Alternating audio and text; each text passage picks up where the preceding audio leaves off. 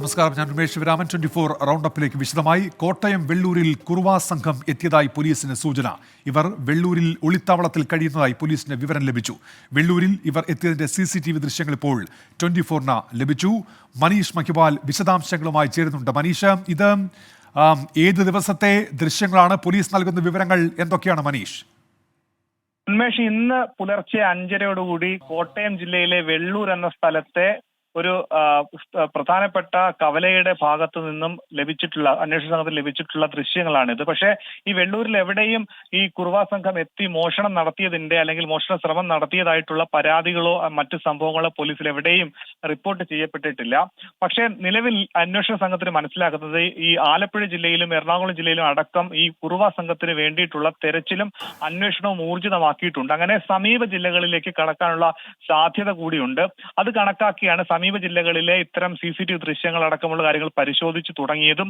ഇങ്ങനെ വെള്ളൂരിൽ ഇവരെത്തിയത് അത് മോഷണ നടത്തുന്ന സമയത്ത് ഇവർ ഉപയോഗിക്കുന്ന വസ്ത്രം കൂടിയാണ് അണിഞ്ഞിട്ടുള്ളത്. ഇത് കുറുവാ സംഘത്തിൽപ്പെട്ട ആളാണെന്ന് കൂടി പോലീസ് ഏകദേശം ഉറപ്പിക്കുന്നുണ്ട്. കാരണം ആലപ്പുഴ ജില്ലയിൽ പലയിടങ്ങളിൽ, പ്രത്യേകിച്ച് പുന്നപ്രയിൽ, മണ്ണഞ്ചേരിയിൽ, ചേർത്തലയിൽ, കായംകുളത്തെത്തിയ കുറുവാ സംഘത്തിൽപ്പെട്ട ആളുകളുടെയൊക്കെ തന്നെ ഏകദേശം രൂപസാദൃശ്യമുള്ള ഒരാളാണ് ഈ വെള്ളൂരിലും വന്നിരിക്കുന്നതെന്ന് പോലീസ് ഏകദേശം സ്ഥിരീകരിക്കുന്നുണ്ട്. അതുകൊണ്ട് തന്നെ വളരെ ഗൗരവമായി ഈ വിവരം ആലപ്പുഴ ജില്ലാ പോലീസ് മേധാവിയെ പ്രത്യേക അന്വേഷണ സംഘം അറിയിച്ചിട്ടുണ്ട്. ആ ഗൗരവത്തിൽ കണക്കാക്കി നാളെ മുതൽ അല്ലെങ്കിൽ ഈ സമയത്തിനകം തന്നെ കോട്ടയം ജില്ലാ പോലീസ് മേധാവി അതിനുള്ള നിർദ്ദേശം നൽകിയിട്ടുണ്ടാകാമെന്നാണ് നമുക്ക് മനസ്സിലാക്കാൻ സാധിക്കുന്നു. ഒപ്പം തന്നെ ഇന്ന് വൈകുന്നേരത്തോടു കൂടിയായിരുന്നു കുണ്ടന്നൂർ പാലത്തിന് താഴെ താമസിച്ചിരുന്ന ഈ കുറുവാ സംഘത്തിൽപ്പെട്ട ആളുകളുടെ കുടുംബാംഗങ്ങൾ അടക്കമുള്ള ആളുകൾ, അതായത് നിലവിൽ ഈ കേസിൽ അറസ്റ്റിലായിട്ടുള്ള ഈ പോലീസിന്റെ കസ്റ്റഡിയിലുള്ള സന്തോഷ് സെൽവം, ഒപ്പം തന്നെ പോലീസ് വിട്ടയച്ചിട്ടുള്ള മണികണ്ഠൻ അടക്കമുള്ള ആളുകൾ താമസിച്ചിരുന്ന ഈ കുണ്ടന്നൂർ പാലത്തിന് താഴെയാണ്.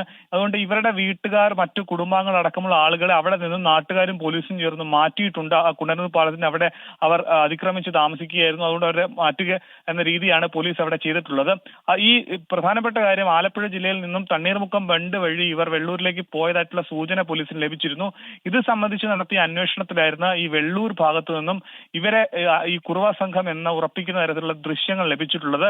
ഇതോടുകൂടി ആലപ്പുഴയിൽ മാത്രമല്ല എറണാകുളത്തും ഇപ്പോൾ കോട്ടയത്ത് കൂടി ഈ കുറുവാ സംഘത്തിന്റെ ആശങ്ക അല്ലെങ്കിൽ അത്തരത്തിലുള്ള സംഭവങ്ങൾ ഉണ്ടാകുന്നു. നേരത്തെ കഴിഞ്ഞ സീസണിൽ പാല, അതുപോലെ തന്നെ ഈരാറ്റുപേട്ട, ചങ്ങനാശ്ശേരി തുടങ്ങിയ സ്ഥലങ്ങളിൽ ഈ കുറുവാ സംഘം വന്നതായി സ്ഥിരീകരിക്കപ്പെടുകയും അവിടെ ആ സമയത്ത് കേസിൽ പെടുകയും, അതായത് മോഷണ സംഭവം ഉണ്ടാകുകയും ആ മോഷണ കേസിൽ പ്രതിയായിട്ടുള്ള ആളാണ് സന്തോഷ് സെൽവം. അതേ സന്തോഷ് സെൽവം തന്നെയാണ് നിലവിൽ ഇപ്പോൾ മണ്ണഞ്ചേരിയിലെ കേസിൽ പിടിയിലായിട്ടുള്ളത്. അങ്ങനെ ഈ ആലപ്പുഴയിലെ കുറുവാ സംഘത്തിൽപ്പെട്ട വന്നിട്ടുള്ള ചില ആളുകൾ കോട്ടയം ജില്ലയിലേക്ക് കടന്നു. അവർ വെള്ളൂരിൽ എത്തിയതായിട്ടുള്ള തെളിവാണ് നിലവിൽ അന്വേഷണ സംഘത്തിന് ലഭിച്ചിട്ടുള്ളത്. ഇത് കേന്ദ്രീകരിച്ചിട്ടുള്ള അന്വേഷണം നടക്കുന്നു. ഒപ്പം തന്നെ വെള്ളൂരിൽ ഇവർക്ക് പരിചയമുള്ള, നേരത്തെ ഇവരുടെ സംഘത്തിൽപ്പെട്ട ആളുകൾ ചിലർ ഇവർക്ക് ഒളിത്താവളം ഒരുക്കി കൊടുക്കുന്നുണ്ടെന്നും പോലീസ് പറയുന്നുണ്ട്. സാധാരണ ഇത്തരത്തിലൊരു പ്രതിസന്ധി ഇവർക്ക് വന്നാൽ, പോലീസ് ഇവരെ തിരഞ്ഞു നടന്നാൽ എത്രയും വേഗം തമിഴ്നാട്ടിലേക്ക് പോകുന്നതിന് മുൻപ് കുറച്ചു ദിവസം എവിടെയെങ്കിലും ഒരു ഒളിത്താവളത്തിൽ ഒരാഴ്ചയോളം കഴിയുക, പോലീസിനെ അത് ആ രീതിയിൽ തെറ്റിദ്ധരിപ്പിക്കുക, പിന്നീട് പോലീസ് സംഘം ഇവർക്ക് വേണ്ടിയിട്ടുള്ള തെരച്ചിൽ വേറെ രീതിയിലേക്ക് പോകുമ്പോഴായിരിക്കും ഇവർ സ്വന്തം നാട്ടിലേക്ക് കടക്കുക. അങ്ങനെ വെള്ളൂരിൽ എവിടെ ഒരു ഒളിത്താവളത്തിൽ ഇവരെ ഉണ്ട് എന്നുള്ള രഹസ്യ വിവരം പോലീസിന് ലഭ്യമായിട്ടുണ്ട്. അത് കേന്ദ്രീകരിച്ചുള്ള അന്വേഷണമാണ് ഇപ്പോൾ കോട്ടയം വെള്ളൂരിൽ നടത്തുന്നത്. ഉന്മേഷ്, മനീഷ്, ഇപ്പോൾ നമ്മൾ ആലപ്പുഴയിൽ അവരുടെ സാന്നിധ്യം, അതിനുശേഷം വടക്കൻ പറവൂരിൽ, ഇപ്പോൾ ഈ കോട്ടയത്തേക്ക്, അതായത് ഇപ്പോൾ എത്ര സംഘങ്ങൾ ഇത്തരത്തിൽ കേരളത്തിലുണ്ട് എന്നാണ് പോലീസ് ഈ ദൃശ്യങ്ങൾ കൂടി പുറത്തു വരുന്നതോടെ ഉറപ്പിക്കുന്നത് മനീഷ്? കൃത്യമായിട്ടുള്ള ഒരു വിശകലനം അല്ലെങ്കിൽ അത് സംബന്ധിച്ചുള്ള കാര്യം അന്വേഷണ സംഘം നടത്തിയ ശേഷമായിരുന്നു ആലപ്പുഴ DYSP ഇക്കാര്യം വ്യക്തമാക്കിയത്. അതായത് 14 പേർ ഈ സംഘത്തിൽ ഉണ്ടെന്നാണ് പ്രാഥമികമായി പോലീസ് മനസ്സിലാക്കുന്നത്. അതിൽപ്പെട്ട ഒരാൾ പ്രധാനിയാണ് ഈ പറയുന്ന സന്തോഷ് സെൽവം. പക്ഷേ പിന്നീട് ഈ സംഘത്തിൽ ഉള്ള 7 or 8 പേർ സീനിയർ ആയിട്ടുള്ള ആളുകളാണ്. അതായത് കുറുവാ സംഘത്തിൽ നേരത്തെ മുതൽ വളരെ ഒരുപാട് തവണ കേസുകളിൽ പെടുകയും ആലപ്പുഴയിലും കോട്ടയത്ത് അടക്കമുള്ള കേരളത്തിലെ പല ജില്ലകളിൽ ഇതിനു മുമ്പ് മോഷണം നടത്തിയിട്ടുള്ള ആളുകളാണ്. ഈ പുന്നപ്രയിൽ എത്തിയിട്ടുള്ളത് സീനിയർ സംഘമാണെന്ന് തന്നെ പോലീസ് ഉറപ്പിക്കുന്നുണ്ട്. വടക്കൻ പറവൂരിൽ എത്തിയതും ഈ സീനിയർ സംഘമാണെന്ന് ഉറപ്പിക്കുന്നുണ്ട്. നമുക്ക് ലഭ്യമായിട്ടുള്ള CCTV CCTV ദൃശ്യങ്ങളിൽ നിന്ന് തന്നെ വ്യക്തമാണ്. 50-നും 60-നും ഇടയിൽ പ്രായം ഉള്ള വേലൻ, പശുപതി തുടങ്ങിയ ആളുകളൊക്കെ തന്നെ നേരത്തെ പാലായിലും കോട്ടയത്തും ഒക്കെ തന്നെ ഈ മോഷണ കേസിൽ പ്രതികളായിട്ടുള്ളവരും ജയിൽ ശിക്ഷ അനുഭവിച്ചിട്ടുള്ള ആളുകളാണ്. അതുകൊണ്ട് തന്നെ ഈ പശുപതി അല്ലെങ്കിൽ വേലൻ തുടങ്ങിയ ആളുകൾ ഈ 14 പേരിൽ ഉണ്ട് എന്ന് പോലീസ് പറയുന്നുണ്ട്. അങ്ങനെയുള്ള ആളുകൾ വളരെ വിദഗ്ധരായിട്ടുള്ള ആളുകളാണ്. ഇതിനു മുൻപ് പല സ്ഥലങ്ങളിലും മോഷണം നടത്തി ദിവസങ്ങളോളം, മാസങ്ങളോളം പോലീസിൽ നിന്ന് ഒളിച്ചു താമസിച്ചു കഴിഞ്ഞ ഹിസ്റ്ററി ഇവർക്കുള്ളതാണ്. ഈ സംഘം ഇപ്പോൾ കോട്ടയം ജില്ലയിലേക്ക് കടന്നിട്ടുണ്ട്. നേരത്തെയും മോഷണം നടത്തിയ സ്ഥലമായതുകൊണ്ട് തന്നെ അവർക്ക് അവിടെ പരിചയമുണ്ട് എന്നാണ് പോലീസ് മനസ്സിലാക്കുന്നത്. അങ്ങനെയാണ് നിലവിൽ ഇത് സംബന്ധിച്ചുള്ള അന്വേഷണത്തിന്റെ ഭാഗമായി വെള്ളൂരിൽ നിന്നും ഇവരാണെന്നും കരുതുന്ന അല്ലെങ്കിൽ ആ രീതിയിലുള്ള ദൃശ്യങ്ങൾ, മോഷണ സമയത്ത് ഉപയോഗിക്കുന്ന വസ്ത്രങ്ങളുമായി കുറുവ സംഘത്തിൽപ്പെട്ട ഒരാളുടെ ദൃശ്യം CCTV-യിൽ പതിഞ്ഞത്. ഉന്മേഷ്. മനീഷെ, ഇനിയും ഏത് തരത്തിലാണ് പോലീസിന്റെ അന്വേഷണം? ഈ വെള്ളൂരിൽ ഒളി താവളത്തിൽ കഴിയുന്നു എന്ന് പറയുമ്പോൾ പോലീസിന് വ്യക്തമായ സൂചന കിട്ടിയിട്ടുണ്ടോ? വ്യക്തമായ സൂചനകൾ പോലീസിന് ഇതിനോടകം തന്നെ ലഭ്യമായിട്ടുണ്ട് എന്നാണ് നമുക്ക് അറിയാൻ സാധിക്കുന്നത്. കാരണം ഇതിനോടകം തന്നെ മറ്റ് സംഘങ്ങൾക്ക് വേണ്ടിയിട്ട് വ്യാപകമായിട്ടുള്ള തെരച്ചിൽ പോലീസ് ആരംഭിച്ചിട്ടുണ്ട്. ഒരു ജില്ലയിൽ ഇത്തരത്തിൽ കുറുവ സംഘത്തിന് വേണ്ടിയിട്ടുള്ള അലേർട്ട് കൊടുക്കുമ്പോൾ എല്ലാ പോലീസ് സ്റ്റേഷനിലും, അതായത് ഈ മോഷണം നടന്ന പോലീസ് സ്റ്റേഷനിൽ മാത്രമല്ല, ജില്ലയിലെ എല്ലാ പോലീസ് സ്റ്റേഷനിലും ഒരു നിശ്ചിത നൈറ്റ് പെട്രോളിംഗ് കർശനമായി നടത്തണം. സാധാരണ നടത്തുന്ന പെട്രോളിംഗിൽ ഉപരി സേനയിൽ ഉള്ള ആളുകളെ വെച്ചുകൊണ്ട് പെട്രോളിംഗ് നടത്തണമെന്ന് നിർദ്ദേശമുണ്ട്. അതുപോലെ തന്നെ ഇവരെ സംബന്ധിച്ചുള്ള അന്വേഷണവുമുണ്ട്.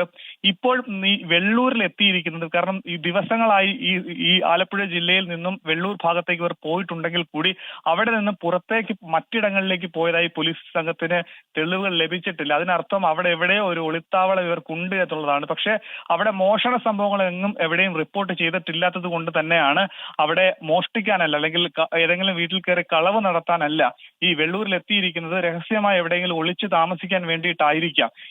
അതുമല്ല, സാധാരണ രീതിയിൽ ഈ കുറുവ സംഘം മോഷണത്തിന് ഇറങ്ങുന്ന സമയം 12 മണിക്കും 2 മണിക്കും ശേഷമാണ്. ഈ 2 മണിക്ക് ശേഷം എവിടെയും, അതായത് പുലർകാലങ്ങളിൽ 4 മണി 5 മണി സമയങ്ങളിൽ എവിടെയും ഈ കുറുവ സംഘം ഇതിനു മുമ്പ് എവിടെയും ഒരിക്കൽ പോലും ഈ മോഷണം നടത്തിയതായിട്ടുള്ള നേരത്തെയുള്ള സംഭവങ്ങൾ ഉണ്ടായിട്ടില്ല. അതുകൊണ്ട് ഈ പുലർച്ചെ 5:30 മണിക്ക് ഈ വേഷത്തിൽ പോയത് മറ്റേതെങ്കിലും കാര്യങ്ങൾക്കോ അല്ലെങ്കിൽ ആഹാരം വാങ്ങാനോ മറ്റ് കാര്യങ്ങൾക്ക് വേണ്ടി പോയതായിരിക്കാം എന്നാണ് പോലീസ് സംശയിക്കുന്നത്. ശരി, മനീഷ് മഹിവാൽ വിവരങ്ങൾ നൽകുകയായിരുന്നു. കോട്ടയം വെള്ളൂരിൽ കുറുവ സംഘം എന്ന സൂചന പോലീസിന് ഒളിത്താവളത്തിൽ എന്നാണ് പോലീസിന് ലഭ്യമാകുന്ന വിവരം. AR റഹ്മാൻ വിവാഹമോചിതനാകുന്നതായി റിപ്പോർട്ടുകൾ. ഭാര്യ സൈറ ബാനുവാണ് തീരുമാനം അറിയിച്ചത്. തമ്മിലുള്ള പ്രശ്നങ്ങൾ പരിഹരിക്കാനാകുന്നില്ലെന്നും അതീവ ദുഃഖത്തോടെ എടുക്കുന്ന തീരുമാനമാണെന്നും സൈറ ബാനു. സ്വകാര്യതയെ മാനിച്ചൊപ്പം നിൽക്കണം എന്നാണ് അഭ്യർത്ഥന. മുഹമ്മദ് റഹീസ് ഇപ്പോൾ ചെന്നൈയിൽ നിന്ന് വിവരങ്ങളുമായി ചേരുന്നുണ്ട്. മുഹമ്മദ് റഹീസ്, എന്തൊക്കെയാണ് വിശദാംശങ്ങൾ? ഉന്മേഷ്, അല്പസമയം മുമ്പാണ് സംഗീതജ്ഞൻ AR റഹ്മാനും ഭാര്യ സൈറ ബാനുവും വിവാഹമോചിതരാകുന്നു എന്നുള്ള വാർത്ത പുറത്തു വരുന്നത്. അതായത് സൈറയുടെ അഭിഭാഷക, ഒരു പ്രമുഖ അഭിഭാഷകയാണ് വന്ദന ഷാ. ഇത്തരത്തിലുള്ള നിരവധി കേസുകൾ കൈകാര്യം ചെയ്തിട്ടുള്ള അഭിഭാഷക ഒരു പത്രക്കുറിപ്പിലൂടെയാണ് ഇക്കാര്യം മാധ്യമങ്ങളെ അറിയിക്കുന്നത്. അങ്ങനെയാണ് ഇത്തരത്തിലുള്ള ഒരു വിവരം പുറത്തേക്ക് വരുന്നതും. വന്ദന ഷാ പറയുന്ന ആ ഒരു പ്രസ്താവനയിൽ സൈറ ബാനുവിന്റെ ഒരു വേർഷനാണ് ഉള്ളത്. അതായത് കഴിഞ്ഞ കുറെ കാലങ്ങളായി താൻ ഇത്തരത്തിലൊരു വിവാഹമോചനത്തെ പറ്റി ആലോചിക്കുന്നുണ്ട്. അത്തരത്തിലുള്ള വൈകാരിക പ്രശ്നം തനിക്കും AR റഹ്മാനും ഇടയിലുണ്ട്. അങ്ങനെ ദീർഘനാളായി വിവാഹമോചനത്തിനെ പറ്റി ചിന്തിക്കുന്നു. ശേഷം ഇപ്പോൾ അത്തരത്തിലൊരു ദുഃഖകരമായ തീരുമാനം എടുക്കാൻ തയ്യാറായിരിക്കുന്നു എന്നാണ് AR റഹ്മാന്റെ ഭാര്യ സൈറ ബാനു പറഞ്ഞിരിക്കുന്നത്. അത്തരത്തിൽ ഇപ്പോൾ എന്തായാലും ഇനി ഇത് കേസുമായി മുന്നോട്ട് പോകും എന്നുള്ളത് AR റഹ്മാന്റെ ഒരു വെർഷൻ ഇതിനകത്തില്ല. അതുകൊണ്ട് തന്നെ അതിൽ ചില അവ്യക്തതകളുണ്ട്. അപ്പോൾ അതീവ ദുഃഖത്തോടെ എടുക്കുന്ന ഒരു തീരുമാനമാണ്. കഴിഞ്ഞ കുറച്ചു നാളായി തങ്ങൾക്കിടയിൽ അകൽച്ച ഉണ്ടായിരുന്നു. ഇപ്പോൾ അത് പരിഹരിക്കപ്പെടാത്തക്ക വിധത്തിൽ ആ അകൽച്ചയുടെ ഒരു രൂപം മാറിയിരിക്കുന്നു. അതുകൊണ്ട് തന്നെ ഇനി ഒരുമിച്ച് ജീവിക്കാൻ കഴിയില്ല എന്നൊരു തീരുമാനത്തിലേക്ക് സങ്കടത്തോടെ എത്തിയിരിക്കുന്നു എന്നുള്ളൊരു സ്റ്റേറ്റ്മെന്റ് ആണ് ഇപ്പോൾ പുറത്തു വന്നിരിക്കുന്നത്. സ്വകാര്യതയെ മാനിച്ചുകൊണ്ട് തനിക്കൊപ്പം നിൽക്കണമെന്ന് ഇവർ അഭ്യർത്ഥിച്ചിട്ടുമുണ്ട്. എന്തായാലും കുറച്ചു നേരമായി സോഷ്യൽ മീഡിയകളിലടക്കം സമൂഹ മാധ്യമങ്ങളിൽ ഇതൊരു വലിയ ചർച്ചാ വിഷയമായിട്ടുണ്ട്. AR റഹ്മാന്റെ ഇക്കാര്യത്തിലുള്ള പ്രതികരണവും ഇനി വരാനിരിക്കുന്നുണ്ട്. ഉന്മേഷ്. മുഹമ്മദ് റഹീസാണ് ചെന്നൈയിൽ നിന്ന് വിവരങ്ങൾ നൽകിയത്. പാലക്കാട് ബൂത്തിലെത്താൻ മണിക്കൂറുകൾ മാത്രം ബാക്കി നിൽക്കെ പത്രപരസ്യത്തിൽ വെട്ടിലായി LDF. സന്ദീപ് വാര്യരുടെ പഴയ ന്യൂനപക്ഷ വിരുദ്ധ പരാമർശങ്ങൾ ഉയർത്തിക്കാണിച്ച് പത്രങ്ങളിൽ നൽകിയ പരസ്യമാണ് വിവാദത്തിലായത്. തെരഞ്ഞെടുപ്പ് മോണിറ്ററിംഗ് സമിതിയുടെ അനുമതി ഇല്ലാതെയാണ് പരസ്യം പ്രസിദ്ധീകരിച്ചത്. സരിൻ തരംഗം എന്ന തലക്കെട്ടോടെ സുപ്രഭാതം, സിറാജ് പത്രങ്ങളിൽ LDF നൽകിയ പരസ്യമാണ് വിവാദവും പിന്നീട് പൊല്ലാപ്പുമായത്. തിരഞ്ഞെടുപ്പ് ദിനത്തിലോ കൊട്ടിക്കലാശം കഴിഞ്ഞുള്ള അടുത്ത ദിവസമോ TV, പത്രപരസ്യങ്ങൾ നൽകാൻ 96 മണിക്കൂർ മുൻപ് പ്രീ സർട്ടിഫിക്കേഷൻ വാങ്ങണം. MCMC സെല്ലാണ് പരസ്യം പരിശോധിക്കുക. എന്നാൽ വിവാദമായ പരസ്യത്തിന് LDF അനുമതി വാങ്ങിയിട്ടില്ല. മറ്റു പരസ്യങ്ങൾക്ക് അനുമതി വാങ്ങുകയും ചെയ്തു. ഇന്ന് രാഹുൽ മാങ്കൂട്ടത്തിലിന്റെയും C. കൃഷ്ണകുമാറിന്റെയും പരസ്യങ്ങൾ പത്രങ്ങളിൽ വന്നിട്ടുണ്ട്. എന്നാൽ LDFന്റെ സന്ദീപിനെ വിമർശിച്ചുള്ള പരസ്യത്തിന് മാത്രം അനുമതിയെടുത്തില്ല. ഇത് തിരഞ്ഞെടുപ്പ് ചട്ട ലംഘനമെന്നാണ് കോൺഗ്രസ് ആരോപിക്കുന്നത്. പരസ്യത്തിൽ പ്രതികരണവുമായി സമസ്ത രംഗത്തെത്തി. പരസ്യവുമായി സമസ്തയ്ക്ക് ബന്ധമില്ലെന്ന് പ്രസിഡന്റ് ജിഫ്രി മുത്തുക്കോയ തങ്ങളും ജനറൽ സെക്രട്ടറി ആലിക്കുട്ടി മുസ്ലിയാരും വ്യക്തമാക്കി. നേട്ടമാകുമെന്ന് കരുതിയ പരസ്യം വലിയ പൊല്ലാപ്പായി. ഇനിയിപ്പോൾ തെരഞ്ഞെടുപ്പ് കമ്മീഷന് കൂടി വിശദീകരണം നൽകേണ്ട അവസ്ഥയിലാണ് LDF. രാജീവ് സുദേവിനൊപ്പം പാലക്കാട് നിന്ന് നിഖിൽ പ്രമേഷ്, 24. പത്രപരസ്യത്തിൽ വാക്പോരുമായി നേതാക്കൾ. വടകരയിലെ കാഫിർ സ്ക്രീൻഷോട്ടിനോട് പരസ്യത്തെ UDF താരതമ്യപ്പെടുത്തുമ്പോൾ പരസ്യം നൽകിയതിൽ അസ്വാഭാവികതയില്ല എന്നാണ് LDFന്റെ നിലപാട്. പഴയ കാര്യങ്ങൾ ചർച്ച ചെയ്യേണ്ടതില്ല എന്ന് സന്ദീപ് വാര്യർ പ്രതികരിച്ചു. പാലക്കാട്ട് തിരഞ്ഞെടുപ്പ് വിവാദം ഒടുവിൽ എത്തിനിൽക്കുന്നത് LDFന്റെ പത്രപരസ്യത്തിൽ. തിരഞ്ഞെടുപ്പിൽ BJPയെ സഹായിക്കുന്നതിനാണ് പത്രപരസ്യമെന്നാണ് പ്രതിപക്ഷത്തിന്റെ വിമർശനം. പരസ്യം വെള്ളത്തെ തീപിടിപ്പിക്കുന്നതെന്ന് പ്രതിപക്ഷ നേതാവ്. വടകരയിലെ കാഫിർ സ്ക്രീൻഷോട്ടിനോട് പരസ്യത്തെ ഉപമിച്ച് ഷാഫി പറമ്പിൽ MPയും. വെള്ളത്തിന് തീപിടിപ്പിക്കുന്നത് പോലുള്ള ഒരു വർഗീയ പ്രചരണമാണ്. സംഘപരിവാർ തോറ്റ് നാണം കെട്ട് തലകുനിച്ചിരിക്കും ഇവരുടെ മുമ്പിൽ. അതുപോലത്തെ ഒരു പ്രചരണമാണ് ഇവർ നടത്തിയിരിക്കുന്നത്. പാഷാണം വർക്കിയുടെ നിലയിലേക്കാണ് കേരളത്തിലെ മുഖ്യമന്ത്രി പിണറായി വിജയൻ തരംതാണ് പോയിരിക്കുന്നത്. ഇതാണോ കമ്മ്യൂണിസ്റ്റ് പാർട്ടി? ഈ പരസ്യം അത് ഈ സമൂഹത്തെ ഭിന്നിപ്പിക്കാനുള്ളതാണെന്ന് അറിഞ്ഞിട്ട് തന്നെ CPM കൊടുത്തു എന്നല്ല അതിൻ്റെ അർത്ഥം. അത് 2 പത്രങ്ങൾ മാത്രം തിരഞ്ഞെടുത്തിട്ട് ആ 2 പത്രങ്ങളുടെ വായനക്കാരെ സംബന്ധിച്ച് എന്താ CPM മനസ്സിൽ കൊണ്ടു നടക്കുന്നത്? അവരുടെ രാഷ്ട്രീയ ബോധത്തെ അണ്ടർ എസ്റ്റിമേറ്റ് ചെയ്യണോ CPM? ഇങ്ങനൊരു പരസ്യം കൊടുക്കുമ്പോഴത്തേക്കും ഈ പറയുന്ന വിഭാഗീയ ചിന്തകളുടെ പിന്നാലെ അവരങ്ങ് വരുമെന്നാണ് വിചാരിച്ചിരിക്കുന്നത്. പത്രത്തിൽ പ്രസിദ്ധീകരിച്ചത് വ്യാജ സ്ക്രീൻഷോട്ടുകളാണെന്ന് സന്ദീപ് വാര്യരുടെ പ്രതികരണം. പഴയ കാര്യങ്ങൾ ഇനിയും ചർച്ച ചെയ്യേണ്ടതില്ലെന്നും സന്ദീപ്. പഴയ കാലത്തെ ചില രാഷ്ട്രീയ നിലപാടുകളൊക്കെ സൂചിപ്പിച്ചുകൊണ്ട് എന്നെ ആക്ഷേപിക്കുന്നതിൽ അർത്ഥം എന്താ ഉള്ളത്? ആ പരസ്യത്തിൽ തന്നെ വ്യാജമാണല്ലോ. പരസ്യത്തിൽ നേരത്തെ തന്നെ ഫാക്ട് ഫൈൻഡിംഗ് ടീം അത് വ്യാജമായ സ്ക്രീൻഷോട്ടാണെന്ന് കണ്ടെത്തിയിട്ടുള്ള ഒരു കാര്യം. എന്നാൽ പത്രപരസ്യത്തിൽ അപാകതയില്ലെന്നാണ് LDF പ്രതികരണം. സമൂഹത്തിലേക്ക് എത്തേണ്ട കാര്യങ്ങളാണ് പത്രപരസ്യത്തിൽ ഉള്ളത്. എല്ലാ പത്രങ്ങളിലും പരസ്യം നൽകിയിട്ടുണ്ട്. ഇപ്പോഴും ഫേസ്ബുക്ക് പോസ്റ്റുകൾ സന്ദീപ് വാര്യർ ഡിലീറ്റ് ചെയ്തിട്ടില്ലെന്ന് നേതാക്കൾ. ഞങ്ങൾ പറയുന്നു, ഞങ്ങൾ അനുമതി തേടി അനുമതി വാങ്ങിയിട്ടാണ് പരസ്യം കൊടുത്തിട്ടുള്ളത്. ഇനി അല്ലാന്ന് ആക്ഷേപമുള്ളവർ പരാതി കൊടുക്കട്ടെ. സന്ദീപിന്റെ ഫേസ്ബുക്ക് പോസ്റ്റുകൾ പബ്ലിക് ഡൊമൈനിൽ ഉള്ളത് മാത്രമാണ് വന്നിട്ടുള്ളത്. അന്ന് നോവാത്ത ഷാഫിക്ക് വോട്ടെടുപ്പിന്റെ തലേ ദിവസം നോവുമ്പോൾ ആ നോവൽ എന്ത് നോവലാണ് എന്ന് എല്ലാവർക്കും മനസ്സിലാവും. സന്ദീപ് വാര്യർ RSS വിട്ടിട്ടുണ്ടോ? ഇതുവരെ RSS ബന്ധം അദ്ദേഹം വിച്ഛേദിച്ചിട്ടില്ല. സംഘപരിവാർ ആശയം തെറ്റാണ് എന്ന് ഇന്നേ വരെ അദ്ദേഹം പറഞ്ഞിട്ടില്ല. അങ്ങനെയുള്ള ഒരാളെ സ്വീകരിച്ചതിന്റെ ഔചിത്യം എന്താണ്? ഇത് കേരളം കണ്ട ഏറ്റവും വലിയ കാപട്യത്തിന്റെ ചതിയുടെ ഭാഗമാണ്. പരസ്യത്തിൽ തെരഞ്ഞെടുപ്പ് കമ്മീഷന് പരാതി നൽകാനാണ് UDF തീരുമാനം. 24 പാലക്കാട്. മഹാരാഷ്ട്ര ബൂത്തിലെത്താൻ ഇനി മണിക്കൂറുകൾ മാത്രമേ ഉള്ളൂ. അതിനിടയിൽ അടിയന്തര വാർത്താ സമ്മേളനം വിളിക്കുന്നു BJP. മഹാരാഷ്ട്ര PCC അധ്യക്ഷൻ നാനാ പട്ടോളെ, NCP നേതാവ് സുപ്രിയ സുലെ എന്നിവർക്കെതിരെ ആരോപണവുമായിട്ടാണ് BJPയുടെ വാർത്താ സമ്മേളനം. ഇരുവരുടെയും ശബ്ദരേഖകൾ പുറത്തുവിട്ടിരിക്കുന്നു. വ്യാജ ആരോപണം എന്ന സുപ്രിയ സുലെയുടെ പ്രതികരണം വരുന്നു. അങ്ങനെ ഈ രാത്രിയിലും സജീവമാവുകയാണ് മഹാരാഷ്ട്ര രാഷ്ട്രീയമെന്ന് പറയേണ്ടി വരും. ബൽറാം നെടുങ്ങാടി ഡൽഹിയിൽ നിന്ന്. ബൽറാം, ഇന്ന് BJP നേതാവ് 5 കോടി രൂപയുമായി അവിടെ ആരോപണ വിധേയനായി നിൽക്കുന്ന ഒരു സാഹചര്യമുണ്ടല്ലോ. അങ്ങനെ വളരെ ചടുലമായി തന്നെ മഹാരാഷ്ട്ര രാഷ്ട്രീയം ഇപ്പോൾ കടന്നുപോകുന്നതിനിടയിലാണല്ലോ ഇപ്പോൾ പുതിയ ആരോപണം. ബൽറാം. ഉന്മേഷ്, ഇന്ന് തെരഞ്ഞെടുപ്പിന് മണിക്കൂറുകൾ മാത്രം ബാക്കി നിൽക്കെ BJPയെ പ്രതിരോധത്തിലാക്കിക്കൊണ്ട് വലിയ തോതിൽ പണ വിതരണം ചെയ്യാൻ ശ്രമിച്ചതായുള്ള ആരോപണം നിൽക്കുന്ന ഒരു പശ്ചാത്തലത്തിലാണ് തെരഞ്ഞെടുപ്പിന് മണിക്കൂറുകൾ മാത്രം ബാക്കി നിൽക്കെ രാത്രി 10:30യോടുകൂടി BJP ദേശീയ ആസ്ഥാനത്ത് BJPയുടെ ദേശീയ വക്താവ് സുധാൻഷു ത്രിവേദി വാർത്താ സമ്മേളനം വിളിച്ചത്. ഇതിൽ മഹാരാഷ്ട്ര തെരഞ്ഞെടുപ്പുമായി ബന്ധപ്പെട്ട മഹാരാഷ്ട്രയിലെ 2 മുതിർന്ന നേതാക്കൾക്കെതിരായ ആരോപണങ്ങളും ശബ്ദ സന്ദേശങ്ങൾ സഹിതം പുറത്തുവിട്ടുകൊണ്ടാണ് BJP ആരോപണം ഉന്നയിക്കുന്നത്. മഹാരാഷ്ട്ര PCC അധ്യക്ഷൻ നാനാ പട്ടോളെ, ഒപ്പം തന്നെ NCP ശരത് പവാർ വിഭാഗം നേതാവ് സുപ്രിയ സുലെ എന്നിവരുടെ ശബ്ദ സന്ദേശങ്ങൾ ഉൾപ്പെടെയാണ് ഈ വാർത്താ സമ്മേളനത്തിൽ സുധാൻഷു ത്രിവേദി പുറത്തുവിട്ടിരിക്കുന്നത്. ഇന്ന് മഹാരാഷ്ട്രയിൽ മുൻ IPS ഉദ്യോഗസ്ഥനായ രവീന്ദ്രനാഥ് പാട്ടീൽ ഉന്നയിച്ച ആരോപണങ്ങൾ, അതായത് 2018 ക്രിപ്റ്റോ കറൻസി തട്ടിപ്പുമായി ബന്ധപ്പെട്ട് ഉണ്ടായ പണം, ഈ പണം മഹാരാഷ്ട്ര തെരഞ്ഞെടുപ്പിൽ ഉപയോഗിക്കുന്നു എന്നാണ് ആരോപണം ഉന്നയിച്ചത്. മുൻ പോലീസ് ഉദ്യോഗസ്ഥൻ അടക്കമുള്ളവർ ഈ വിഷയത്തിൽ നടത്തിയ ആശയവിനിമയത്തിന്റെ സന്ദേശവും ഫോൺ സംഭാഷണത്തിന്റെ ശബ്ദരേഖയും ഇന്ന് വാർത്താ സമ്മേളനത്തിൽ BJP ദേശീയ നേതൃത്വം പുറത്തുവിട്ടിട്ടുണ്ട്. ഇതുമായി ബന്ധപ്പെട്ട് പണം ഈ തെരഞ്ഞെടുപ്പിനായി ഉപയോഗിക്കുന്നതിന് വേണ്ടിയുള്ള ആശയവിനിമയം നടന്ന ശബ്ദ സന്ദേശമാണ് പുറത്തുവിട്ടിരിക്കുന്നത്.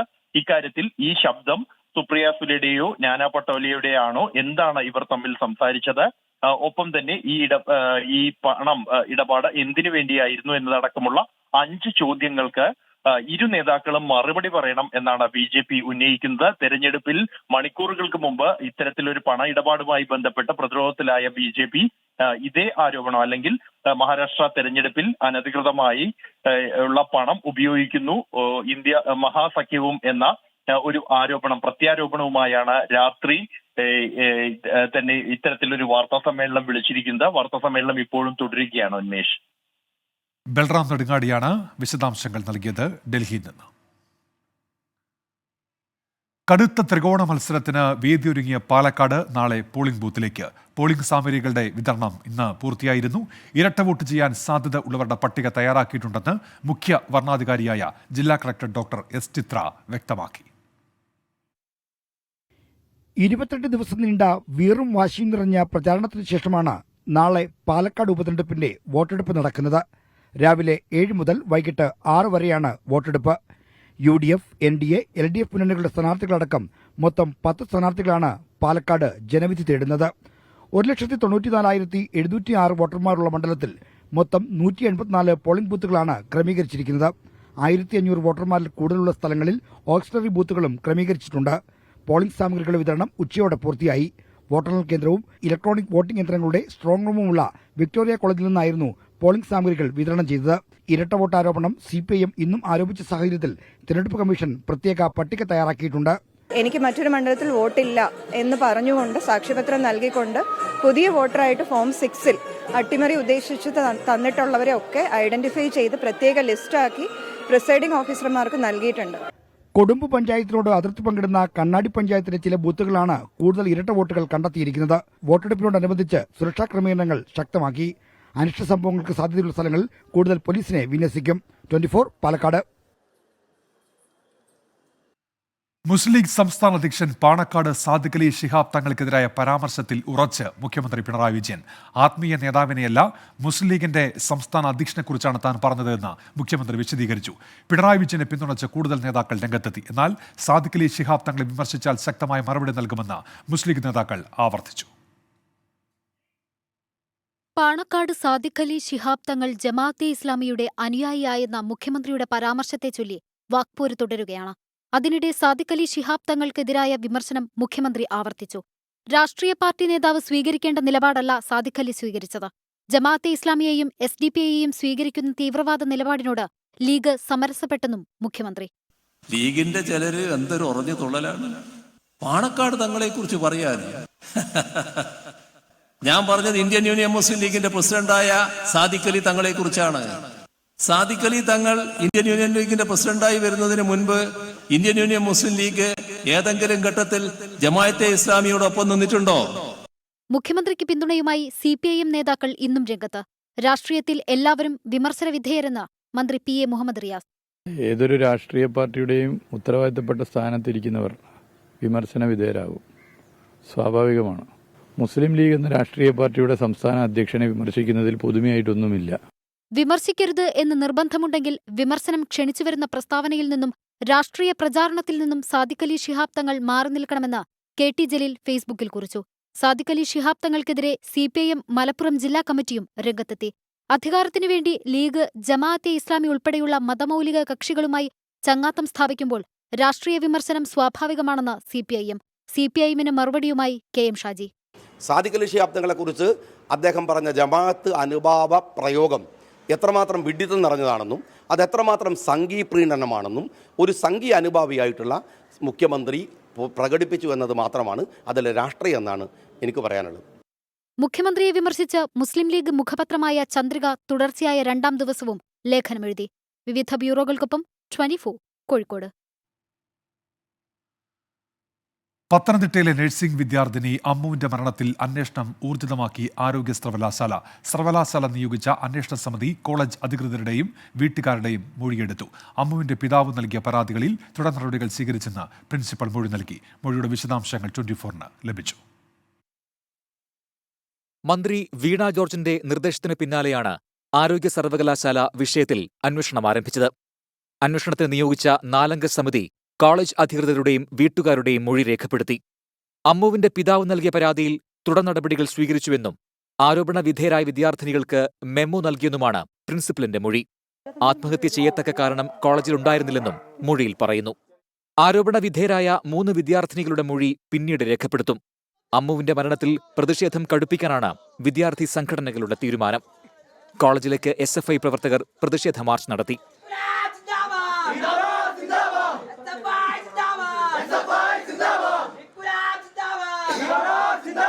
അമ്മുവിന്റെ മരണത്തിൽ പോലീസ് അന്വേഷണം പുരോഗമിക്കുകയാണ്.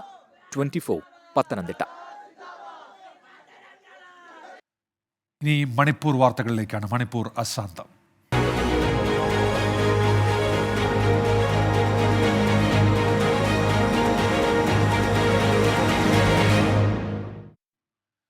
മണിപ്പൂരിൽ സംഘർഷത്തിന് ശമനമില്ല. ഇംഫാലിൽ മെയ്തൈ വിഭാഗത്തിന്റെ പ്രതിഷേധം ഇന്നുമുണ്ടായിരുന്നു. ആവശ്യങ്ങൾ അംഗീകരിക്കും വരെ മുന്നോട്ടു പോകുമെന്നാണ് പ്രതിഷേധക്കാർ ഇന്ന് വ്യക്തമാക്കിയത്. മണിപ്പൂർ സംഘർഷത്തിൽ രാഷ്ട്രപതി ദ്രൗപദി മുർമുവിന്റെ ഇടപെടൽ കോൺഗ്രസ് ആവശ്യപ്പെട്ടു. സംഘർഷം തുടരുന്ന സാഹചര്യത്തിൽ മണിപ്പൂർ അസം അതിർത്തി അടച്ചു. ഇംഫാലിൽ നിന്ന് വിനീത വിജി തയ്യാറാക്കിയ റിപ്പോർട്ടിലേക്ക്. മണിപ്പൂരിൽ വിവിധയിടങ്ങളിൽ പ്രതിഷേധം കൂടുതൽ ശക്തമാവുകയാണ്. ഞാനിപ്പോൾ ഉള്ളത് ഇംഫാലിലുള്ള ഒരു സമരപ്പെന്തലിലാണ്. 4 ദിവസം പിന്നിട്ടു ഇവിടുത്തെ സമരം. രാത്രിയുമൊക്കെ ഇവിടെ തന്നെയാണ് ഈ ആളുകളൊക്കെ കഴിയുന്നത്. 4 ദിവസമായി ഈ സമരം ഇങ്ങനെ തുടരുകയാണ്. ഇനിയും സമരവുമായി മുന്നോട്ട് പോകുമെന്ന് തന്നെയാണ് ഇവർ പറയുന്നത്. പ്രധാനമായും അവരുടെ ആവശ്യം ഇപ്പോൾ നടക്കുന്ന ഈ ആക്രമണങ്ങൾ തടയുക, ഒപ്പം തന്നെ സമാധാനം പുനഃസ്ഥാപിക്കുക എന്നുൾപ്പെടെയുള്ള ആവശ്യങ്ങളാണ്. ഇത് മെയ്തൈ അനുകൂല സംഘടനകളുടെ പ്രതിഷേധമാണ് ഇപ്പോൾ ഇംഫാലിൽ പുരോഗമിക്കുന്നത്. हम लोग मैतेई लोग मणिपुर के पीपल लोग यहाँ पे बैठ के डिमांड किया है. क्या डिमांड किया है? सेपरेट एडमिनिस्ट्रेशन डिमांड किया है. वो लोग कुकी लैंड डिमांड किया है, वो मना करता है. हम लोग वो लोग को, क्योंकि मणिपुर से एक ही मणिपुर चाहिए. एक ही मणिपुर के लिए हम लोग सब कम्युनिटी लोग एक साथ रहता है. What's your demand? Manipur government की पॉलिसी और इंडिया गवर्नमेंट की पॉलिसी तो हमने नहीं चाहिए, इसलिए हम डे एंड नाइट बैठा हुआ है इधर में. There are focusing children and women, facing the lot of issues. और तो अभी जिरी में इनोसेंट पीपल, चाइल्ड माइनर, वो सब लोग कुकी लोग ने नार्को टेररिस्ट इसने वो मारा हुआ है. രാത്രിയും ഇവിടെ സമാന രീതിയിൽ പ്രതിഷേധം തുടരുമെന്നാണ് അവർ പറയുന്നത്. ഇത് മെയ്തൈ അനുകൂല സംഘടനയാണ്. അതുകൊണ്ട് തന്നെ കുക്കി വിഭാഗങ്ങൾ ഞങ്ങൾക്കെതിരെ വലിയ രീതിയിലേക്കുള്ള ആക്രമണങ്ങൾ നടത്തുന്നു, അതിൽ കൃത്യമായിട്ടുള്ള ഇടപെടലുകൾ സർക്കാർ തലത്തിലൊന്നും ഉണ്ടാകുന്നില്ലെന്നൊക്കെയാണ് അവർ പറയുന്നത്. സ്ത്രീകൾ ഉൾപ്പെടെയുള്ളവർ ഈ പ്രതിഷേധത്തിന്റെ ഭാഗമായി ഇവിടെ എത്തിയിട്ടുണ്ട്. Situation അഖോയ് ഹുജികി സിറ്റുവേഷൻസെ മണിപ്പൂർഗി സിറ്റുവേഷൻസെ അച്ചോകി മതിക് Nimba കായറബ അവാബന തല്ലബ പൃഥിവിഗി മഫം ഖുദിമക്ത ലാൻഡ ഫൗദ നുപീദ അങ്ങാങ്ദ Bhaira canoe harassment പീവൈസെ ചനദേ. സ്ത്രീകൾക്ക് മർദ്ദനമേൽക്കുന്നുണ്ട്. അവരുടെ മുഖത്തും ശരീരത്തിലുമൊക്കെ ഈ അക്രമകാരികൾ എത്തുകയും അവരെ ക്രൂരമായി മർദ്ദിക്കുകയും ഒക്കെ ചെയ്യുന്നുവെന്നാണ് പറഞ്ഞത്. കഴിഞ്ഞ ദിവസങ്ങളിലേക്കടക്കം അത്തരം സംഭവങ്ങളൊക്കെ നമ്മൾ തന്നെ റിപ്പോർട്ട് ചെയ്തതുമാണ്. എന്താണെങ്കിലും അത്തരം സംഭവങ്ങൾക്കെതിരെ കൃത്യമായിട്ടുള്ള നടപടികൾ ഉണ്ടാകണമെന്നാണ് അവർ ആവശ്യപ്പെടുന്നത്. ഇംഫാലിൽ നിന്ന് ക്യാമറാമാൻ ജിതീന്ദ്രനൊപ്പം വിനീത വിജി, 24. നാടിനെ നടുക്കി അരിംകൊല.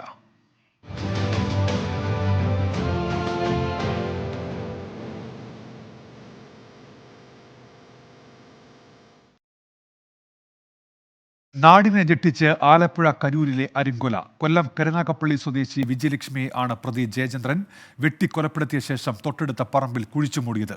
പ്രതിയുമായി നടത്തിയ തെരച്ചിലിൽ പോലീസ് മൃതദേഹം കണ്ടെത്തി. നടുക്കുന്ന കൊലപാതകത്തിന്റെ വിവരങ്ങൾ 24ലൂടെയാണ് പുറം ലോകം ആദ്യമറിഞ്ഞത്. ഈ മാസം 6-നാണ് കരുനാഗപ്പള്ളി ആദിനാട് സ്വദേശി വിജയലക്ഷ്മിയെ കാണാതാകുന്നത്. തുടർന്ന് സഹോദരി 13-ാം തീയതി പോലീസിൽ പരാതി നൽകി. സംഭവത്തിൽ അന്വേഷണം ആരംഭിച്ച കരുനാഗപ്പള്ളി പോലീസ് വിജയലക്ഷ്മിയുടെ ഫോൺ കോൾ വിവരങ്ങൾ ശേഖരിച്ചതോടെയാണ് കൊലപാതകത്തിന്റെ ചുരുളഴിയുന്നത്. നവംബർ 6-ന് രാത്രിയോടെ ജയചന്ദ്രന്റെ വീട്ടിലെത്തിയ വിജയലക്ഷ്മി അവിടെ തങ്ങി. ഇതിനിടയിൽ പുലർച്ചെ വിജയലക്ഷ്മിക്കെത്തിയ ഫോൺ കോൾ ജയചന്ദ്രനെ പ്രകോപിപ്പിച്ചു.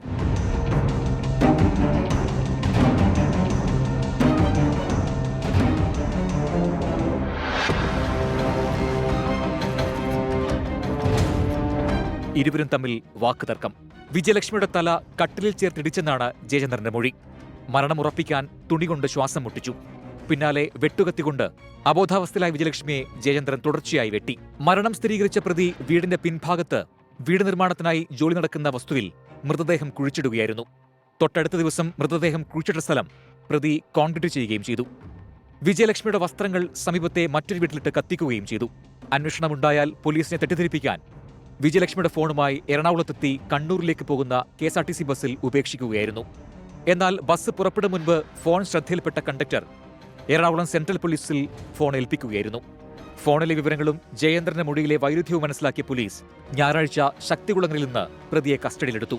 തുടർന്നുള്ള ചോദ്യം ചെയ്യലിലാണ് കൊലപാതകം നടത്തിയെന്ന് പോലീസിനോട് പ്രതി കുറ്റസമ്മതം നടത്തിയത്. ഒരു മാൻ മിസ്സിംഗ് കേസിൽ കരുനാഗപ്പള്ളി പോലീസ് നടത്തിയ അന്വേഷണമാണ് കേരളത്തെ നടുക്കിയ മറ്റൊരു കൊലപാതകത്തിന്റെ ചുരുളഴിച്ചത്. ഇത് കേരള പോലീസിന്റെ അന്വേഷണ മികവിന്റെ കൂടി ഉദാഹരണമായി മാറുകയാണ്. കൊല്ലത്തുനിന്ന് ക്യാമറാമാൻ അരുൺ സാറിനൊപ്പം അരുൺ രാജ്, 24 റൗണ്ടപ്പിലേക്ക് തിരികെ. മുണ്ടക്കൈ ചൂരൽമല ഉരുൾപൊട്ടൽ ദുരന്തത്തിൽ മുൻ കേന്ദ്രമന്ത്രിയും BJP നേതാവുമായ V മുരളീധരന്റെ പരാമർശം വിവാദത്തിൽ. നാട് മുഴുവൻ ഒലിച്ചുപോയിട്ടില്ലെന്നും 3 വാർഡ് മാത്രമാണ് ഒലിച്ചുപോയത് എന്നുമായിരുന്നു V മുരളീധരന്റെ പരാമർശം. പരാമർശത്തിനെതിരെ LDFും UDFും രംഗത്തെത്തി. മുണ്ടക്കൈ ചൂരൽമല ഉരുൾപൊട്ടൽ ദുരന്തത്തിൽ കേന്ദ്ര സഹായം അനുവദിക്കാത്തതിനെ ന്യായീകരിക്കാനുള്ള വാദങ്ങളുമായിട്ടായിരുന്നു V മുരളീധരൻ ഇന്ന് മാധ്യമങ്ങളെ കണ്ടത്. ഇതിനിടെ മാധ്യമപ്രവർത്തകരുടെ ചോദ്യത്തിന് വിവാദമായ ആ ഉത്തരമെത്തി. 2 പഞ്ചായത്തിലെ 3 വാർഡുകൾ മാത്രമാണ് ഒലിച്ചുപോയത്. ഒരു നാട് മുഴുവൻ ഒലിച്ചുപോയിട്ടില്ലെന്നും V മുരളീധരൻ. ഒരു പഞ്ചായത്തിലെ 3 വാർഡ്, നാട് മുഴുവൻ ഒലിച്ചുപോയെന്നൊന്നും പറയരുത്. ഒരു പഞ്ചായത്തിലെ, ശരിയാണ്, നാട് മുഴുവൻ എന്നുള്ള വാക്കിനോട് തന്നെ എന്റെ ഇത്. ആയിക്കോട്ടെ, അല്ലല്ല നിസ്സാരമല്ലല്ലോ, അതുകൊണ്ടല്ലേ. സാങ്കേതികത്വം അല്ല എന്റെ സുഹൃത്തെ. V മുരളീധരന്റെ പരാമർശത്തിൽ പ്രതിഷേധവുമായി CPIM-ഉം കോൺഗ്രസും രംഗത്തെത്തി. ദുരന്തത്തിൽ മരിച്ചവരെ അപമാനിക്കുന്നതാണ് മുരളീധരന്റെ പ്രസ്താവനയെന്ന് T. സിദ്ദിഖ് MLA. ഈ 3 വാർഡിൽ ഉള്ളവർ മനുഷ്യരല്ലേ? മരിച്ചവർ മനുഷ്യരല്ലേ? പരിക്കു പറ്റിയവർ മനുഷ്യരല്ലേ? അവശേഷിക്കുന്നവർ മനുഷ്യരല്ലേ? BJPയുടെ തനി നിറം എന്താണെന്ന് ഒരിക്കൽ കൂടെ ശ്രീ V മുരളീധരന്റെ സ്റ്റേറ്റ്മെന്റിലൂടെ പുറത്തു വന്നിരിക്കും. മലയാളികളെ പരിഹസിക്കുന്നതാണ് പ്രസ്താവനയെന്ന മുൻ MLA-യും CPIM നേതാവുമായ CK ശശീന്ദ്രൻ. അങ്ങനെയാണെങ്കിൽ എന്തിനാണ് പ്രധാനമന്ത്രി വയനാട് സന്ദർശിച്ചെന്ന് വ്യക്തമാക്കാൻ മുരളീധരൻ തയ്യാറാവണം. ഇത് കേരളത്തിലുള്ള രാഷ്ട്രീയ വിവേചനമാണ്. രാഷ്ട്രീയ വിവേചനം കൊണ്ട് കണ്ണു കാണാത്ത രീതിയിലാണ് വായി തോന്നുന്നത് വിളിച്ചു പറയാൻ മുരളീധരനെ പോലെയുള്ള ഒരു നേതാവ് തയ്യാറാവുന്നത്. അതൊരിക്കലും നമുക്ക് അംഗീകരിക്കാൻ വേണ്ടി കഴിയില്ല. അത് മലയാളികളെ അപമാനിക്കുന്നതാണ്. പ്രസ്താവനയിൽ പ്രതിഷേധിച്ച് KSU കൽപ്പറ്റയിൽ V മുരളീധരന്റെ കോലം കത്തിച്ചു.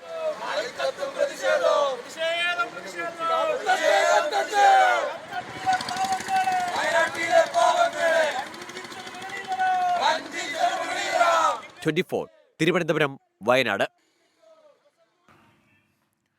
മുണ്ടക്കൈ ചൂരൽമല ദുരന്തത്തിലെ കേന്ദ്ര അവഗണനയ്ക്കെതിരെ LDF, UDF മുന്നണികൾ ആഹ്വാനം ചെയ്ത വയനാട് ഹർത്താൽ പൂർണ്ണമായിരുന്നു. വ്യാപാര സ്ഥാപനങ്ങൾ ഇന്ന് അടഞ്ഞുകിടന്നു. ഹർത്താൽ അനുകൂലികൾ പലയിടത്തും വാഹനങ്ങൾ തടയുകയും ചെയ്തു.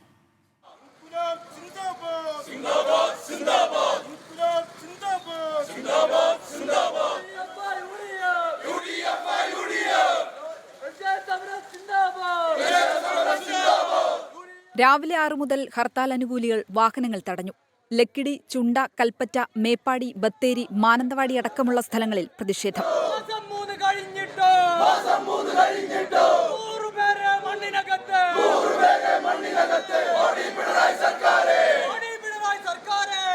ദീർഘദൂര KSRTC ബസ്സുകളടക്കം വഴിയിൽ കുടുങ്ങി. സ്വകാര്യ ബസ്സുകൾ സർവീസ് നടത്തിയില്ല.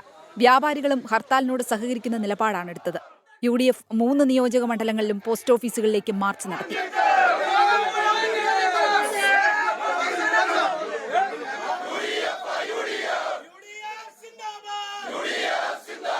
LDF പലയിടത്തും പ്രകടനങ്ങൾ നടത്തി.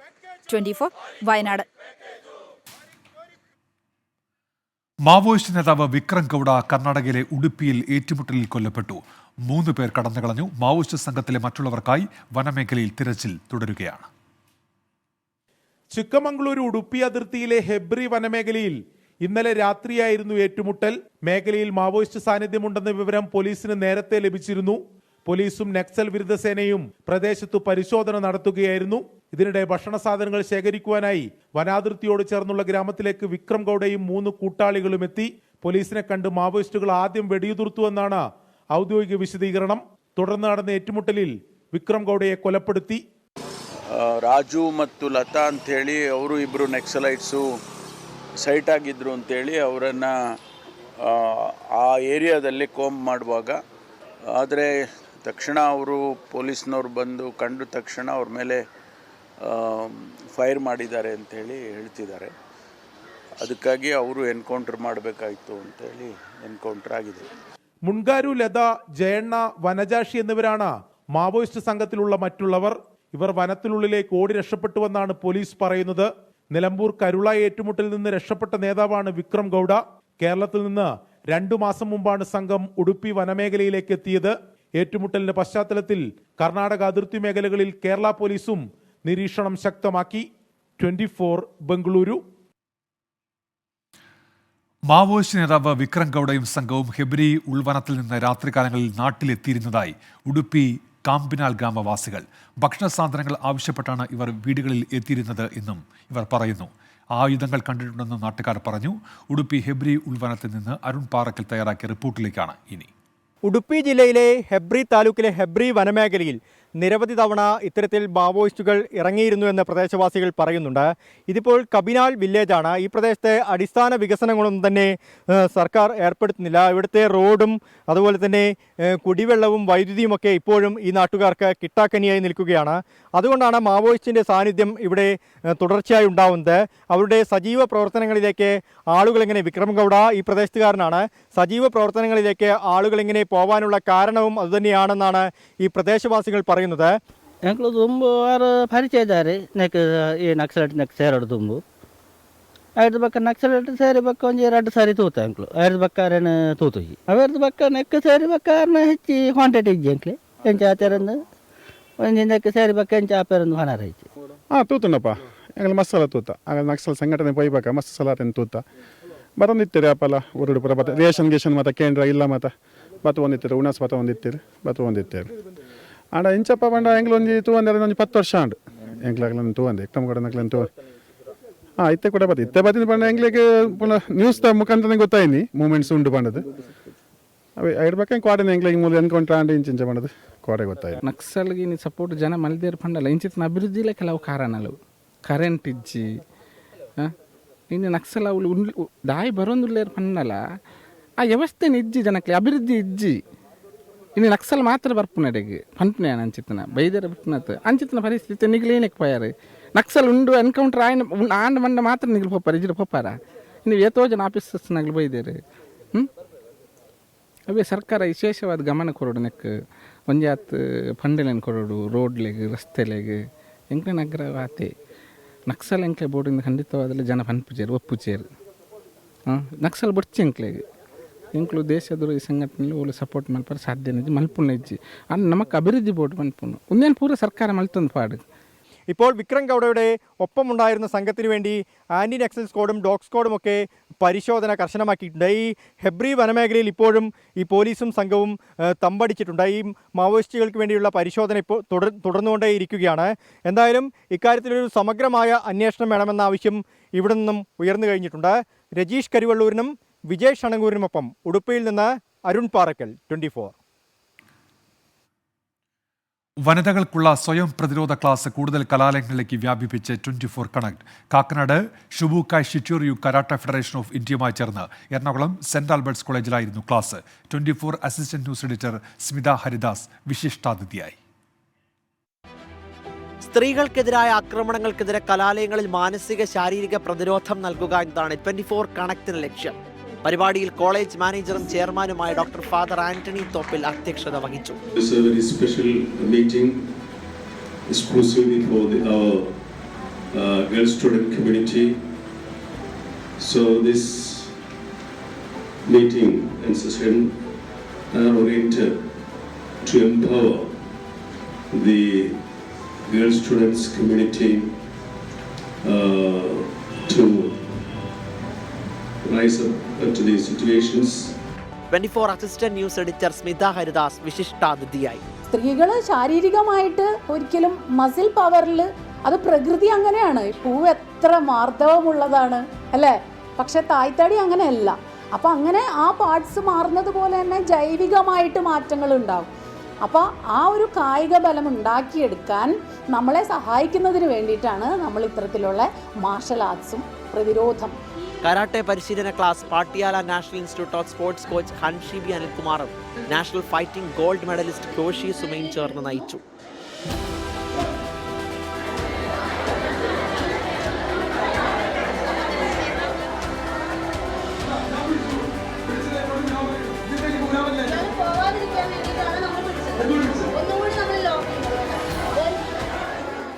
സ്വയം പ്രതിരോധ ക്ലാസ്സിൽ കോളേജിലെ 100ഓളം വിദ്യാർത്ഥിനികൾ പങ്കെടുത്തു. ഇപ്പോഴത്തെ നമ്മുടെ സൊസൈറ്റിയിലെ അവസ്ഥ എന്ന് പറയുന്നത് നമുക്ക് ഒരാൾക്കും ഒന്നും വിശ്വസിച്ച് പുറത്തിറങ്ങാൻ പറ്റാത്തൊരവസ്ഥയാണ്. എന്തെങ്കിലും ഒന്ന് അറിഞ്ഞിരുന്നെങ്കിൽ എന്ന് തോന്നുന്ന ഒരു സിറ്റുവേഷൻ വരുന്നതെന്ന് അറിയില്ല. ബസ്സിൽ ട്രാവൽ ചെയ്യുമ്പോഴാണെങ്കിലും ചില സമയത്ത് നമുക്ക് പ്രതികരിക്കാനായിട്ട് സ്പോണ്ടേനിയസ് ആയിട്ട് അങ്ങനെ പ്രതികരിക്കാൻ പറ്റിയെന്ന് വരില്ല ചില സമയത്ത്. അപ്പോൾ ഇങ്ങനെ എങ്ങനെയാണ് പ്രതികരിക്കേണ്ടതെന്നുള്ള ഇത് ഒക്കെ കിട്ടുന്നത് വളരെ നല്ലതാണ്. 24 കൊച്ചി. ബലാത്സംഗ കേസിൽ നടൻ സിദ്ദിഖിന് മുൻകൂർ ജാമ്യം നൽകി സുപ്രീം കോടതി. പരാതി നൽകാൻ വൈകിയതും ഹേമ കമ്മിറ്റിക്ക് മുന്നിൽ ഹാജരാകാതിരുന്നതും ഉൾപ്പെടെ പരിഗണിച്ചാണ് കോടതിയുടെ നടപടി. 3 കാര്യങ്ങൾ ചൂണ്ടിക്കാട്ടിയാണ് സുപ്രീം കോടതി സിദ്ദിഖിന് ജാമ്യം അനുവദിച്ചത്. 2016 നടന്നെന്ന് പറയുന്ന സംഭവത്തിൽ പരാതി നൽകാൻ 8 വർഷത്തെ കാലതാമസമെടുത്തു. ഫേസ്ബുക്ക് വഴി ആരോപണം ഉന്നയിച്ചെങ്കിലും പോലീസിൽ പരാതി നൽകിയില്ല. ഹേമ കമ്മിറ്റി റിപ്പോർട്ടിന്റെ സംരക്ഷണത്തിലാണ് പരാതി നൽകാൻ ധൈര്യം ലഭിച്ചത് എന്ന് പറയുമ്പോഴും ഹേമ കമ്മിറ്റിക്ക് മുന്നിൽ ഹാജരാകാൻ പരാതിക്കാരി തയ്യാറായിട്ടില്ല എന്നീ കാര്യങ്ങൾ പരിഗണിച്ചാണ് ജസ്റ്റിസുമാരായ ബേലായം ത്രിവേദി, സതീഷ് ചന്ദ്ര ശർമ്മ എന്നിവരടങ്ങുന്ന ബെഞ്ച് സിദ്ദിഖിന് മുൻകൂർ ജാമ്യം അനുവദിച്ചത്. വലിയ ആശ്വാസമായി.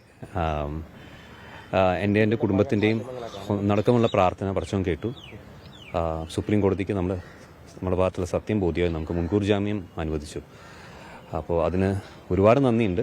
ഇനി പോലീസിൻ്റെ ഭാഗത്ത് സത്യസന്ധമായ ഒരു അന്വേഷണം നടക്കുമെന്ന് പ്രതീക്ഷിക്കുന്നു. അതിലൂടെ എൻ്റെ വാപ്പച്ചിയുടെ നിരപായത്വം തെളിയിക്കപ്പെടും എന്ന് എനിക്ക് പൂർണ്ണ വിശ്വാസമുണ്ട്. സിദ്ദിഖിന്റെ ജാമ്യാപേക്ഷയെ സംസ്ഥാന സർക്കാർ ശക്തമായി എതിർത്തു. സിദ്ദിഖ് അന്വേഷണവുമായി സഹകരിക്കുന്നില്ലെന്നും കസ്റ്റഡിയിലെടുത്ത് ചോദ്യം ചെയ്യണമെന്നും സംസ്ഥാനത്തിനു വേണ്ടി ഹാജരായ മുതിർന്ന അഭിഭാഷകൻ രഞ്ജിത് കുമാർ ആവശ്യപ്പെട്ടു. അന്വേഷണവുമായി സഹകരിക്കാൻ തയ്യാറാണെന്ന് പറഞ്ഞ സിദ്ദിഖിന്റെ അഭിഭാഷകൻ മുകുൾ റോത്തഗി പരാതിക്കാരിയെ നില തിയേറ്ററിൽ വെച്ച് മാതാപിതാക്കളോടൊപ്പം മാത്രമാണ് കണ്ടതെന്നും വ്യക്തമാക്കി. സിദ്ദിഖ് പാസ്പോർട്ട് ഹാജരാക്കണമെന്നും അന്വേഷണത്തോട് സഹകരിക്കണമെന്നും കോടതി നിർദ്ദേശിച്ചു. ജാമ്യവ്യവസ്ഥകൾ വിചാരണ കോടതി നിശ്ചയിക്കുമെന്നും സുപ്രീം കോടതി വ്യക്തമാക്കി. 24 ഡൽഹി. സ്വർണ്ണക്കടത്ത് കേസിൽ ഇഡിക്ക് സുപ്രീം കോടതിയുടെ രൂക്ഷ വിമർശനം. വിചാരണ കേരളത്തിൽ നിന്ന് മാറ്റണമെന്ന ഹർജിയിൽ ഇഡി വാദത്തിന് തയ്യാറാകാത്തതാണ് സുപ്രീം കോടതിയെ പ്രകോപിപ്പിച്ചത്.